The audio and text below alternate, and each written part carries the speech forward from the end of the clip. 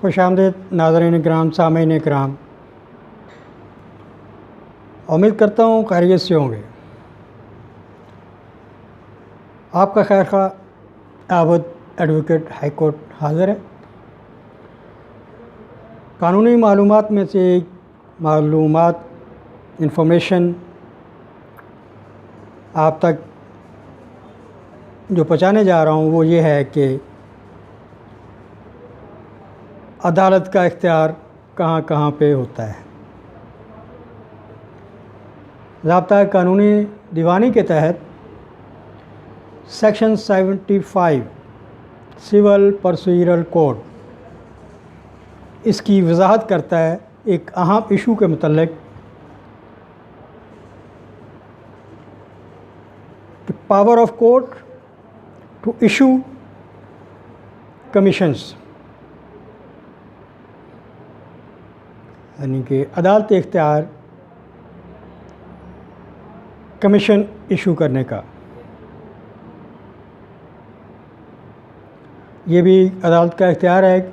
उससे पहले गुजारिश करूँगा मेरे चैनल को आखिर तक सुना करें, सब्सक्राइब करें, व्यू और लाइक भी करें, दोस्तों में शेयर करें ताकि मैक्सिमम कानून की मालूमात पहुँच सकें।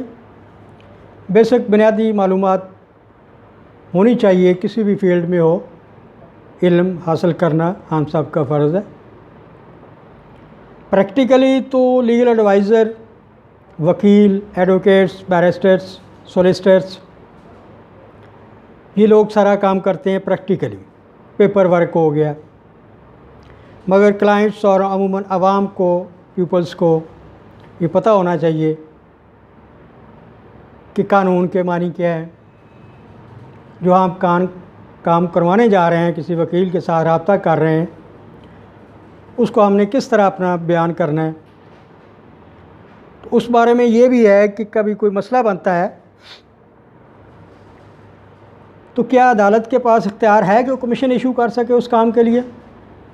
हाँ है, और वो दफ़ा 75 के तहत सिविल प्रोसीजर कोड में है कि subject to some conditions and limitations as may be prescribed, the court may issue commission for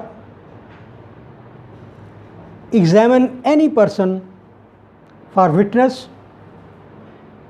rule 128 order 26 बयान करता है उसको। लोकल इन्वेस्टिगेशंस के लिए कमीशन इशू कर सकती है अदालत अंडर रूल 9 to 10 ऑर्डर 26। उसके बाद एग्जामिन आर एडजस्ट अकाउंट्स, ये रूल 11 to 12 ऑर्डर 26 के तहत। फिर कोर्ट अदालत कमीशन इशू कर सकती है to hold a scientific, beneficial और एक्सपर्ट इन्वेस्टिगेशन, फिर to make partitions property, rule 13 to 14 order 26 के तहत। उसके बाद to conduct sale of property which is in custody of court pending the termination of suit।